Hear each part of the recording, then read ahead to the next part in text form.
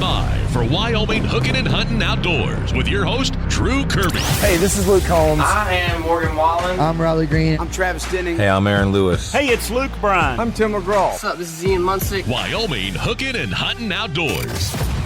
It's Wyoming Hookin Huntin Outdoors, and as we do every week, we bring in Janet Millick and the fine cast and crew at Wyoming Game and Fish Department to give you all the information that you need. And Janet, there's something happening on the river this week that really is important. That's right. It is what is becoming kind of an annual event here on the North Platte River that started in the mid-90s, Matt? Yeah, the flushing flows of the North Platte. The last 29 years, this has been kind of an ongoing thing.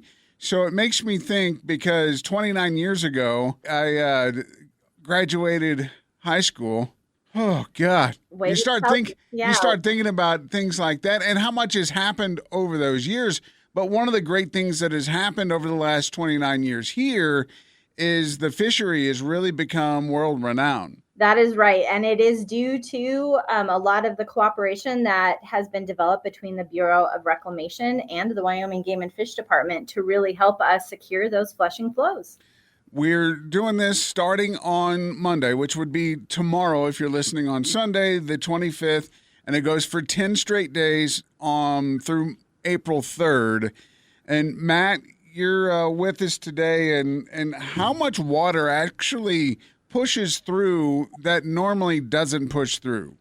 Well, the water that's getting pushed down the river is water that's destined for Glendo anyway. So there's no loss of water, so to speak. It's just water that's stored upstream that has to get moved to Glendo at some point anyway. So there's a way that the Bureau of Reclamation can move that water to Glendo in a manner that happens to have a great benefit for the trout fishery. Really, it's kind of like, and this is going to be a pretty weird analogy, but it's like taking X-Lax. If your body takes X-Lax, it forces things through at a high rate of speed. Yeah, but the difference, Drew, is that you don't typically want to save what comes out at the end, and in this case it's getting saved in Glendo Reservoir for use later. Matt, we've heard reports, and it's an obvious thing, that Alcova is rising, and this is a normal situation. Alcova gets drawn down in the fall by 10 feet every year to protect the headworks, on the canal that comes out of Alcova. They draw the water level down below that level so the ice doesn't mess it up.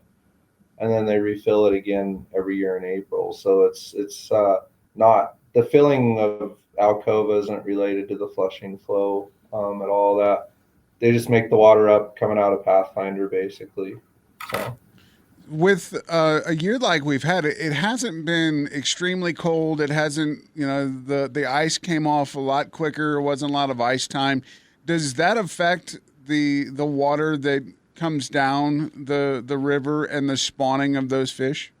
No, not really. The where ice can really kind of bung things up for the flushing flow is that you can't run these flushing flows when there's still ice cover on the river, because as the water comes up, it busts all that ice up and moves a ton of ice downstream, and it can cause ice jams and flooding and things like that. So we've had years, really cold years, where the ice on the river lingered really late into March, and we've had to delay the start of the flushing flow because of that. But this year, obviously, I think the ice was all gone as of 2 weeks ago. The flushing flow is that high rate of water that's pushed through. What time does that start being pushed through?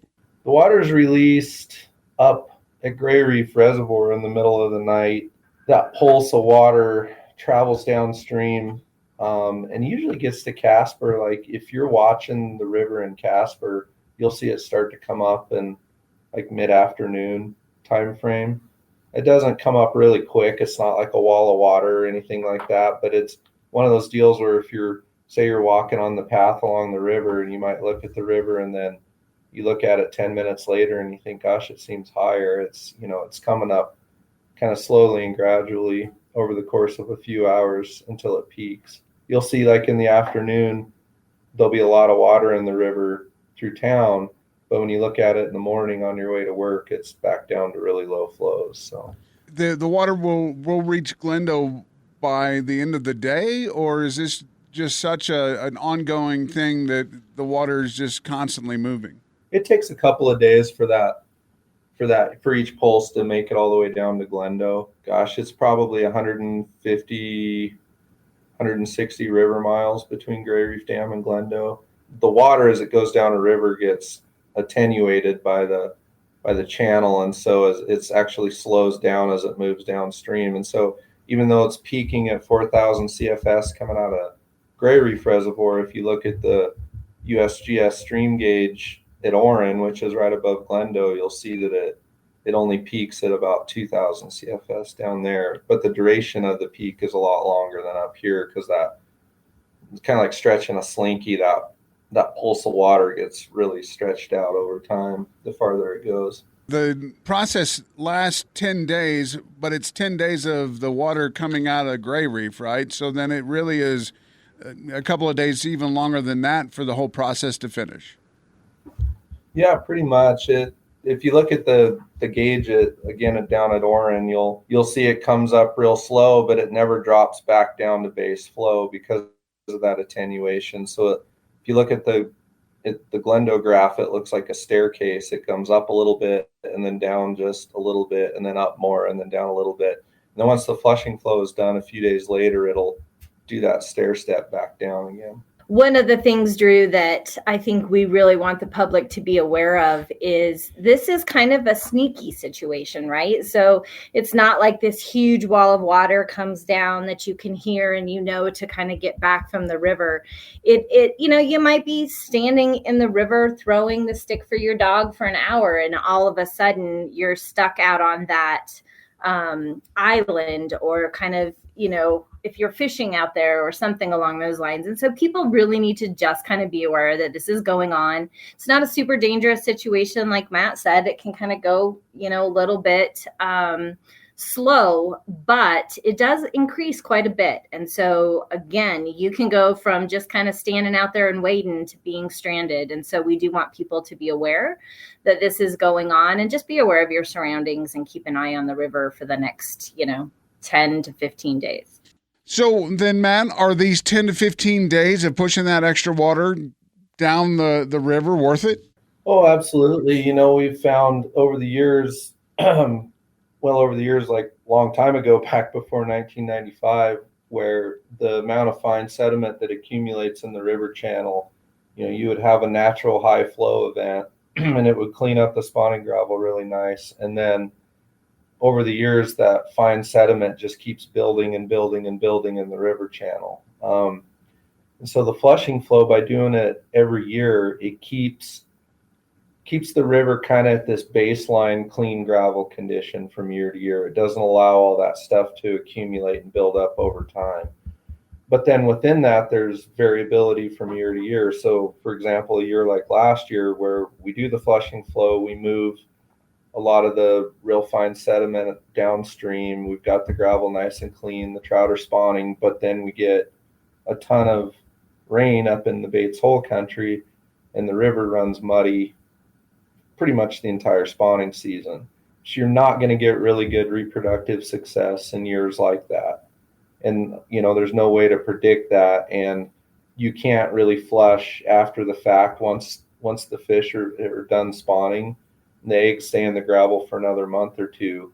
You can't do a flushing flow after that, because then you're going to wipe out a lot of the reds anyway. So there's good years and bad years within kind of the natural variability of what we see in precipitation we get here. But without the flushing flows, it would just get so bad that there just is no trout reproduction anymore. Prior to 95, there was zero wild trout production in the North Platte River. It just didn't happen. It was just too much sediment everywhere. And now at least we get some really good years punctuated by some average years and then an occasional below average year. But we've been really successful at being able to maintain that as a wild trout fishery pretty much at or above our population objective for a long time. And And the only reason we're able to do that in this type of system is because of those flushing flows. So, a lot of the credit for how good this fishery is needs to be given to the U.S. Bureau of Reclamation for their ability and their willingness to work with us to do these types of habitat manipulation projects. So it's really kind of a unique deal, and it's I don't know of any other place in the Western U.S. that can do it with any regularity. There's some places where in a really good water year, like say the Bighorn River downstream of Boyson, in a really good water year, they can get a flushing flow, but it's certainly not anything they can just programmatically bank on from year to year like we can. So are there places outside of like the Boyson area where that happens in Wyoming, or is it pretty much like the North Platte and the Bighorn? I think this year they're going to try to do a flushing flow on the Shoshone. Yeah. I don't know that they're going to be able to do one on the Bighorn. I think that that's still being looked at, and then the North Platte. It's a special thing that a lot of people need to really take into consideration. That's why it's become one of the best places to trout fish in the United States, and some would even say in the world. So it's cool to see situations like this. And are there any negative effects that can happen on the river because of this flushing flow? I don't really think so, Drew. It's one of those deals like, we're being downstream of a reservoir. It's what's called a tailwater, which means, the water flow is regulated by a dam. And so if you think about like the upper North Platte River above Seminole, what's called a freestone river that isn't influenced by dams, those rivers have an annual cycle of, in the spring as the snow's melting, the flows go way up, oftentimes, 10, 15, 20 times base flow or more if it's a really wet year, and then taper off and you have almost like zero flow late in the year. And so, rivers are basically designed for that. There's a whole field of study that a lot of our aquatic habitat biologists are really well versed in terms of the science about how rivers shape, how rivers form, how rivers move sediment and everything like that. So rivers are shaped based off of that natural hydrograph. And when you get downstream of a dam, pretty much in every case, there's large changes to the river channel. It tends to downcut, become more channelized. You lose a lot of channel complexity, which translates to habitat availability for trout. And so tailwaters, while they're incredibly productive from a food standpoint, because of all the nutrients and things that are coming out of the reservoir, they're often lacking in spawning habitat and habitat diversity because of the lack of those flows. And so when we can mimic that natural flow, and keep in mind, like what we're doing for these flushing flows is minuscule compared to what this river would have done, historically. So peak flows through Casper prior to impoundments oftentimes would have exceeded 20 or 25,000 CFS. And now, we're able to get 4,000 CFS is the pulse to flush. So really important to get those to move that accumulated fine sediment out of the system. But I can't think of anything that would be negative about that.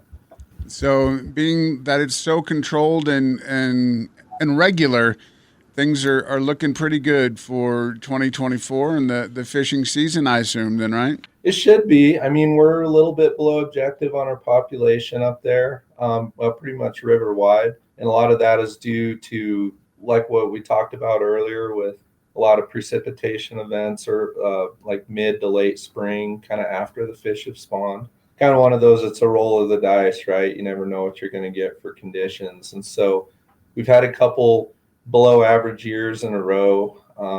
And so the population has responded accordingly. So it's a little bit below objective right now. So, fingers crossed, we get this flushing flow done, and then the spring precipitation patterns are favorable for trout reproduction, and we'll bounce back. It only really takes one good year. And, if you get one single good year class produced, then that can carry that fishery for the next 3 or 4 years. So it's really what we hope for is like one or two good years out of every 4 or 5 years.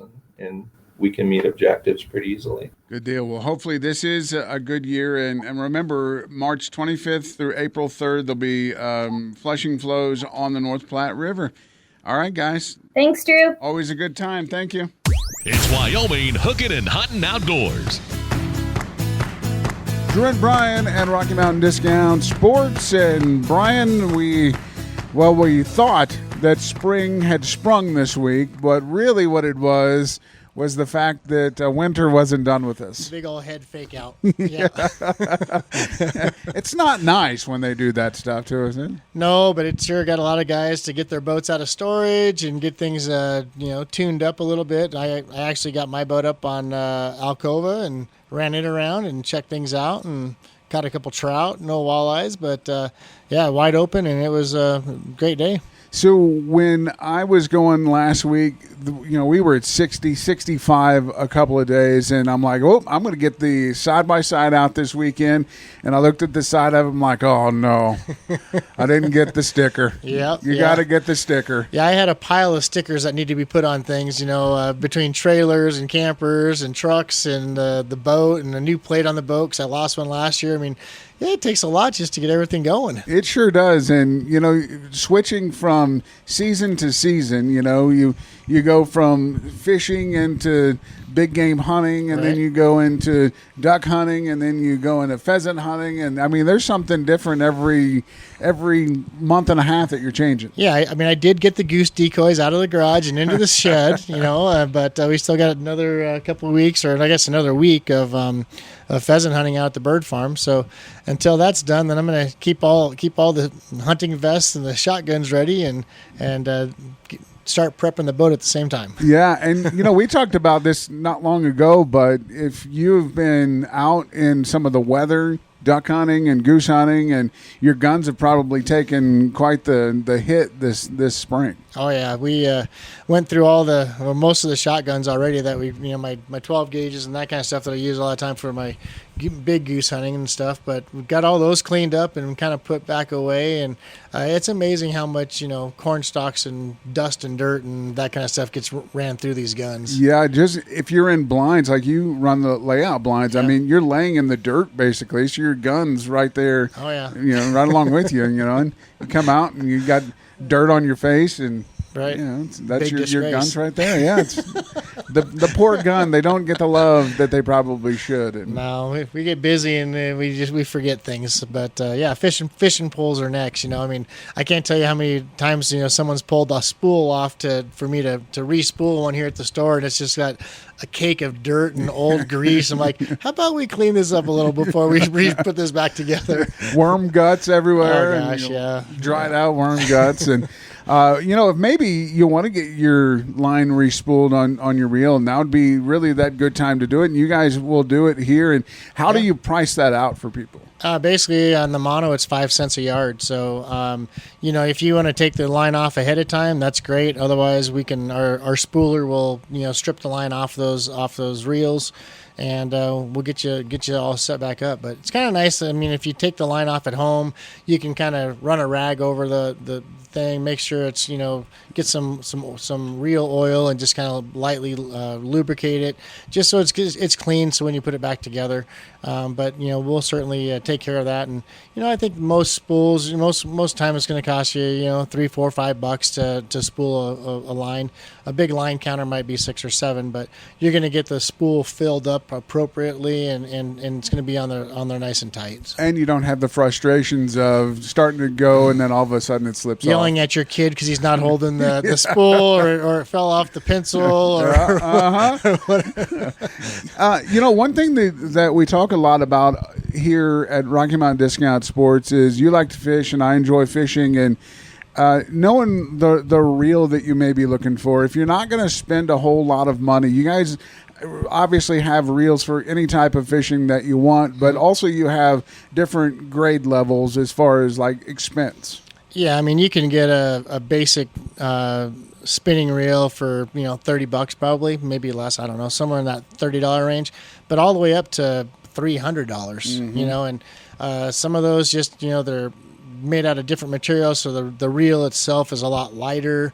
The capacity is probably not going to make too much difference on the price, but really just how they're built. They're taking a lot of design out of these things to make them lighter weight. And a lot of them will have like a $30 reel might only be like a 1 ball bearing system, whereas a nice $200 or $300 reel might be a 10 or 12 ball bearing system, which just makes it a lot smoother. When you have the lower end of those, you're spending $30 on a reel. The likelihood of that lasting as long as the one that you spend at $300, will you get as much use out of that? I typically don't see reels like 1 ball bearing reels lasting, 3 or 4 years. I can tell you that I've got some Fluger Presidents, which is like a $69 or $70 reel, somewhere in there, that I've had for probably close to 10 years. So they're not wearing out, and I fish a lot. So I think if you buy a quality reel, it's going to last you as long as you're not stepping on them or breaking handles and that kind of stuff. And obviously taking care of your stuff. Your parents as a kid were like, leave your bike out in the middle of the yard, it's going to rust up. It's going to be not right. But making sure that you take care of that stuff. And you guys actually have people here in the store that if you maybe want to get a new reel or maybe you want to work on the reel that you have, that knowledge is very thick here at Rocky Mountain Discount Sports. Yeah, and a lot of guys come in with reels that they might have picked up at a garage sale or something, and they're like, yeah, can you fix this? I'm missing this spring. Well, boy, the days of like a reel repair shop, is pretty far and few between, and so really a lot of those reels are kind of unfixable unless you're troubleshooting parts yourself and maybe getting some parts off of eBay or I don't know. It's usually some kind of goofy spring that you can't even figure out how it fits back in there. But yeah, the nice part, is we've got all the reels out there on display, so a guy can pick them up, they can spin them, they can kind of look at price point. Some guys want to match their reel to the rod, color wise and that kind of stuff. I'm more fit and feel, just like lightweight, trying not to get too big of a reel. But then there's guys that are going to be fishing up on the rivers that are trolling maybe with an open face reel, and so you want a bigger, something that'll have a little bit more line capacity for heavier line. So really, if you're not familiar with fishing all that much, but you like to do it, and you get a little overwhelmed when you come in and look at the whole wall of reels, they can definitely help you out here. Yeah, I like to ask, kind of what fishing you're going to be doing. Are you going to be doing stream fishing in the bighorns, or are you going to be, casting, spoons up on Alcova? There's going to be a difference in what we're going to recommend for you. So come on in and check out everything that you need. And don't forget, because we're in the season where we don't know if it's going to rain, snow, or be sunny, windy day, you guys are carrying the Striker rain gear now. Yep. And you even, you have the under layers and the wool socks and all the stuff you're going to need in your boat. Yeah, and the weather can change in a heartbeat. Like, I got up to Alcova last week, and we got there about 10:30 in the morning, and it was iced over on half the reservoir. Oh, wow. And so we decided to go up the canyon just to play around up there, and it was beautiful up there, no wind. Got back on the main lake, an hour and a half later, no ice. Clear. So, welcome to Wyoming. Welcome to Wyoming. Come on in, check them out here at Rocky Mountain Discount Sports for all your fishing needs. It's Wyoming Hookin Huntin Outdoors. Back at Rocky Mountain Discount Sports, where fishing is a hot topic right now because we're all itching to get out and fish. And Brian, this week you got to take advantage of having your boat out and ready. I got it out for one short afternoon. Yes. Then you put her right back in. Huh? Yeah. It was a little chilly. We just wanted to run the boat, make sure everything was batteries held up through the winter and that type of stuff. And we got on Alcova and got to play around a little bit, ran the boat around, let it idle a bunch, and caught a couple trout, really nice trout, but no walleyes. But it was good to get out. So I've seen a lot of people. If you go on Facebook and you follow any of the fishing or hunting sites that are on Facebook, you're seeing a lot of guys that are showing off that they've had the boat out, they've done this and that and the other, and I think now we're going to start seeing that a lot more because we're going to get into warm afternoons and guys are going to go out after get off. And I saw down at the Glendo that we've been talking about, Mark Green, who was taking over there, that they finally got the docks kind of secured now, and they've seen some fishermen catching some pretty good catch out there. Yeah, I've heard some pretty good stories. I mean, all over, really. I talked to a guy that was up at Pathfinder this last weekend and had a really nice limit of fish up there. Guys at Alcova have been doing pretty good on the walleyes and the trout. And guys down at Glendo, been kind of hit or miss, but I've seen some good fish come out of there. The biggest thing I guess I want to make aware is that, this is the time of year that those fish are spawning. Mm-hmm. And whether it's the trout on the river or the walleyes in the reservoir systems, I mean, we got to really kind of to preserve our, resource. We don't have game and fish stock in a lot of our reservoirs, and those walleyes, I mean, we need them to reproduce in order for us to have good years in the future here. So those big girls, when you catch them, let them go. That's the one thing that this time of year, it's like it's a good opportunity to catch some good quality fish, but those fish could be laying millions of eggs, and that could hurt our fisheries down the road. Which also you have to add in the flushing flows begin this week and go for the next 10 days. So by the time they get to Glendo, we're talking 12 to 14 days.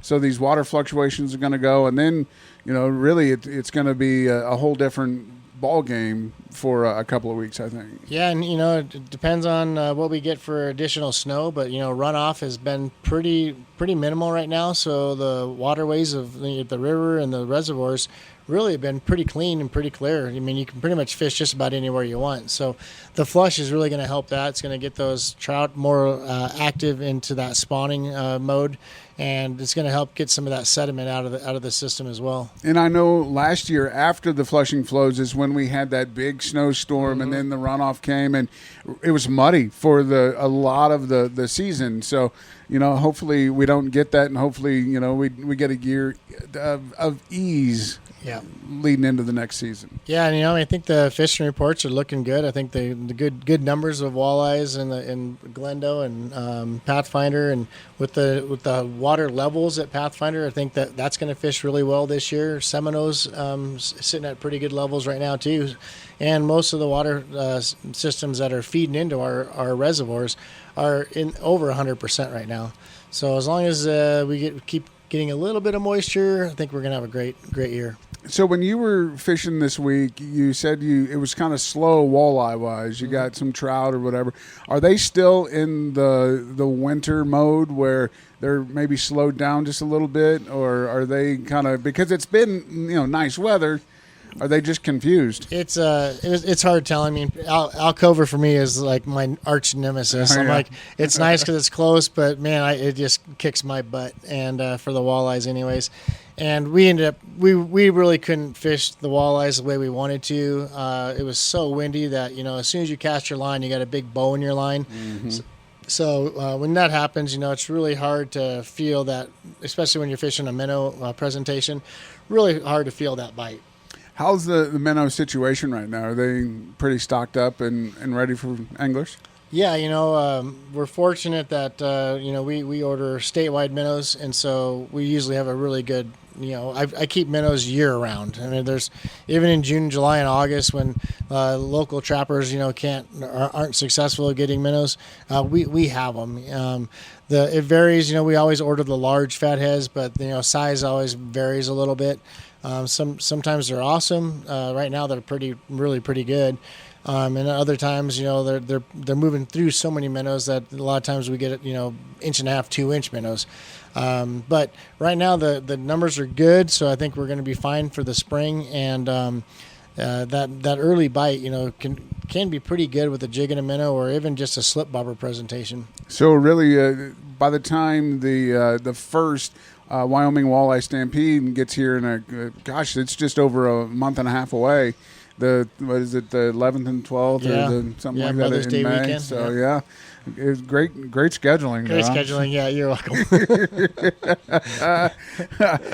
But then I feel that guys are really, like I said, chomping at the bit to get out. And I saw even over at Boyson where there was good ice, there really is open water and people are fishing and catching over there. Yeah, we were checking out it's kind of fun to watch the state park cameras because they've got cameras like at Glendo. It's up on Two Moons Campground, so you can kind of see like majority of that south end of the lake. But at Boysen, you can see the campground or the parking lot, so you can count how many people. Yeah, like the other day, I was on there and there's like eight boats parked in the parking lot. Like, those guys. You know what? The funniest part to me is how many times have you got on the back of the boat and you just kind of relieved yourself a little bit, and then you got it'd have to be a pretty good walking. camera.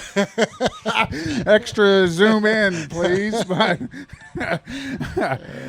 where do you go to see the cameras? I think it's just through the state parks website, and then there's actually one section on there that says webcams. Oh, okay. Yeah, Go check them all. Yeah. Yeah. Another way to put a tool in your toolbox there. Yeah, spy on your buddies. That's right. Why is he up there today? Dang it. He's in my hole. Yeah. If you're getting out, make sure you stop in here at Rocky Mountain Discount Sports. It's Wyoming Hookin and Huntin Outdoors. We're back on Wyoming Hookin and Huntin Outdoors. It's Drew, and you can always get us on the radio station app. Click on demand and hear all of our shows. We're sitting with Casey Vollmer today. Casey is the owner of Victory Wildlife Artistry, and you have done hundreds of mounts for hundreds of people, and you've done different kind of mounts. But this art and artistry, it doesn't happen overnight, does it? No. And it takes you a long time from start to finish on an animal. Can you kind of run us through the process and the procedure from the time the animal gets to you to the time you deliver the animal? Yeah, absolutely. And there are a lot of steps that, even myself as a hunter, before I started getting into this, I wasn't necessarily aware of. And so there's a lot of factors that come into play. And, like I said, it starts in the field with the hunter and their preparation there. And so then when they bring it to me, we're going to get it checked in. We're going to do some measurements on, eye to nose and the circumference of the neck so that we can try to recreate that as most accurately as we can as what you saw in the field. So we're going to take those measurements, look at the condition of the hide and the hair. And then from there, it goes right into production because we're going to start turning ears. We're going to be fleshing everything, making sure that the hide itself and those hair follicles are going to be preserved. So it's going to be salted and then turned and dried, and then it's going to be sent off to a professional tannery. And to us, that's really important because that quality of the tan is going to determine the longevity of your mount too. And so we do professional garment tans and make sure that that's the highest quality leather that we're getting back. And sometimes we're at the leisure of the tanneries. There's not very many left, and that's definitely a skill that's to be desired in our industry for sure. And so, that might take quite a few months to get the tans back. And so once we do get those back, we remeasure because the tumbling and the preservation process of that tan is gonna shift it a little bit, might stretch it a little bit more. And so we just want to make sure that's the most accurate measurement that we can. From there, we're going to order forms and materials to get ready. And then once those come in from our supply company, we're going to go right to work and, go get right on there, putting the glass eyes in, doing clay work and epoxy work and making sure that, everything fits properly on your form. And so we usually have it dry for a couple weeks, just fine tuning, making sure that everything is exactly where it's supposed to be from the eye placement and the eyelids to ears. Everything needs properly dried first before we can get to work on the finishing aspect, which is going to be your epoxies and your painting and the finishing, making sure that it looks its best on the wall. Now, Casey, one thing that, is really interesting to me is You don't get just one mule deer. How many different projects are you working on at the same time? It kind of depends. I mean, sometimes we'll have nights where there's 6 deer that get checked in, right after hours or, at night after everyone gets back in from the field. And so that stuff needs taken care of as quickly as possible. And I might still be in the process of mounting up a deer or, turning hides. And so, on a normal day, we have 4 or 5 going at the same time, just depending on what stage they're in. Wow. So you're just going kind of like a doctor in an emergency room where you're going from room to room to room to room and back to that room just to kind of do a little bit of work on each? Yes, absolutely. And it's a lot of prioritization. You have to kind of look at, what needs taken care of right away and a lot of time management. And because I do own my own business, I have the luxury of having some weird hours sometimes. And so, if something needs taken care of, we're going to be up working on it, making sure that it's where it needs to be. Do you have a particular animal that you enjoy working on more than others? It might be a PR way of saying it, but they all mean a lot to us, and it's an honor to get to do anything, whether it's big or small. You never know what somebody's story is, and so we take tremendous amount of pride in anything that comes in our shop. And so whether it's something like an antelope or a deer, something you might see more of, all the way to our African kudus that we've done, our axis deer or bears, every piece is a little bit different artwork. And it's something different every time. And so we absolutely love the detail and getting to work on a lot of different things. When you go into the artist mode of this, because there's so many different steps of it, but when you get to the final, all right, here's what's going on, here's what I'm going to do, how much do you sit and think about it? I mean, is this something, do you talk to the hunter and be like, okay, well, here's kind of what I think. What were you thinking? And kind of go back and forth. Yes, absolutely. And that's something I didn't necessarily experience in my past with other taxidermists for my personal mounts. And so that communication aspect for me is really important. And so I might actually bug them a little bit more than they want, but I just want to make sure that they're getting what they want. And again, that's that memory of a lifetime that they're going to have on their wall. And so, if there's something that might not be working quite as well, or I really think that it'll, look bigger or better in a different pose, that's something that I will be in contact with them with, or, any problems that might arise. I'm in communication with them at every step. Once you get the final project done, say somebody moves into a new house and they're like, oh man, this just isn't going to fit. Is there any way that I can change stuff on my mount?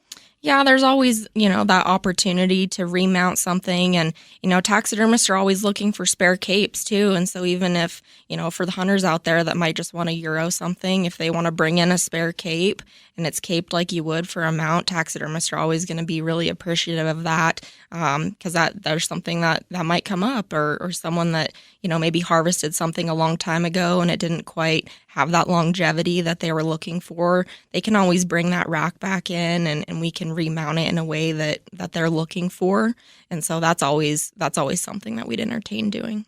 Which is kind of cool that you can do that, but when you think about the artistry that we have here in Casper, you go through the entire city and you see some forms of art, but one form of art they probably don't think about is taxidermy. And it's a lot of time, patience, effort, and I'm sure a few tears here and there too. Yes, absolutely. And that's why I say it's that literal aspect of blood, sweat, and tears. And, that's even when I go to bed at night, I'm still thinking about that and dreaming about the little details. And that's something that we're all encompassing. It is about those fine details, making sure that every little thing is as perfect as it can be. And, when you see some different taxidermy on the wall, you might not know why one looks better or worse than the other, but it's in those fine details there. And so we want to make sure that we're doing everything we possibly can just to make sure that